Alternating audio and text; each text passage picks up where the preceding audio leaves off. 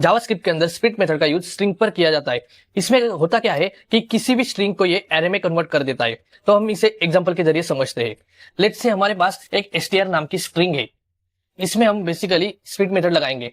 सबसे पहले हम एक वेरिएबल लेंगे पार्ट्स नाम का, और उसमें हम इस स्ट्रिंग के ऊपर स्प्लिट मेथड को अप्लाई करेंगे और नीचे हम इसे कंसोल में प्रिंट कर देंगे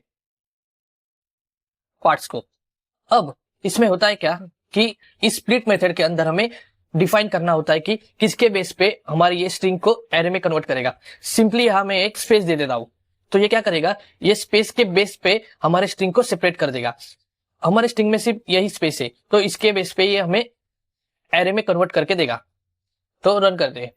तो देखो, ये स्पेस के बेस पे इसने सेपरेट किया, इसको एक एलिमेंट बना दिया और इसको एक एलिमेंट बनाया।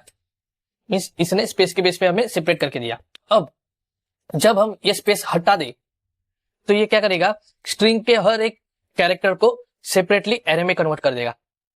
तो देखो, स्ट्रिंग के हर एक एलिमेंट को इसने सेपरेट कर दिया, सेपरेटली सेपरेट कर दिया। अब इस स्प्लिट मेथड के अंदर भी दो पैरामीटर्स रहते हैं।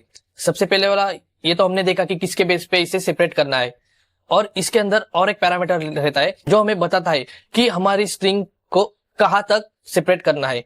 मींस मैं चाहता हूं कि हमारे स्ट्रिंग के सिर्फ पहले ये 5 कैरेक्टर सेपरेट हो जाए, तो मैं यहां सिंपली कॉमा देकर 5 लिखूंगा। मतलब ये क्या करेगा कि ये पूरे स्ट्रिंग को सेपरेट ना करके ये सिर्फ पहले 5 कैरेक्टर को ही सेपरेट करेगा हमारे इसके बेस पे। तो हम इसे रन करते हैं। तो देखो, इसने सिर्फ हेलो को सेपरेट कर दिया, क्योंकि हमने यहाँ लिमिट सेट करी थी कि हमारे स्ट्रिंग के सिर्फ पहले 5 कैरेक्टर ही एरे में कन्वर्ट हो जाए। तो इसी तरह स्प्लिट मेथड का यूज करके हम किसी भी स्ट्रिंग को एरे में कन्वर्ट करते हैं। और इसके अपोजिट एक मेथड हमने पिछले रील में देखा था जो कि ज्वाइन था। ज्वाइन मेथड करता क्या है, किसी भी एरे के एलिमेंट्स को ज्वाइन करता है। ज्वाइन मेथड के अंदर जो पैरामीटर में देंगे उसके बेसिस पे ये किसी भी एरे को ज्वाइन करके हमें स्ट्रिंग के फॉर्म में रिटर्न कर देता है।